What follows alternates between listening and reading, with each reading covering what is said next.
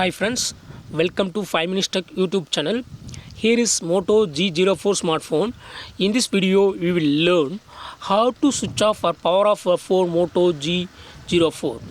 Usually, to switch off any phone, you will use this power button. Just if you long press this power button, switch off menu will appear and you will choose that. But in Moto G04, it's not like that. So what you have to do is, you have to simultaneously press power button, that is side button, and volume up button together. Okay, these two buttons are available on the right side of our phone. Just press them together, and here you will see power off option. Okay, just click on power off and your phone will be switched off. You will experience one vibration and you can understand that your phone is switched off. If you want to switch on, now you have to long press this power button, okay, side button, and you will experience one vibration and your phone will be switching on. Just wait.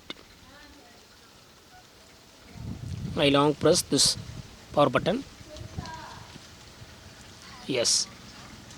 So in this way, you can easily switch off or power off your phone. What you got to do is, you got to just simultaneously press power button and volume up button together, and then only power off menu will appear. Okay, that's all friends. Thanks for watching. Bye.